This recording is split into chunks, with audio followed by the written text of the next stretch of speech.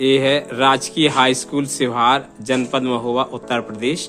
और ये prayer ground में बच्चे खड़े हुए हैं, जहां पर ये सुबह पीटी वगैरह करेंगे, एक्सरसाइज करेंगे। ये बच्चे पीटी के लिए खड़े हुए हैं सारे प्रेयर ग्राउंड पर। और देखिए ये बच्चे थोड़ी देर में पीटी करेंगे।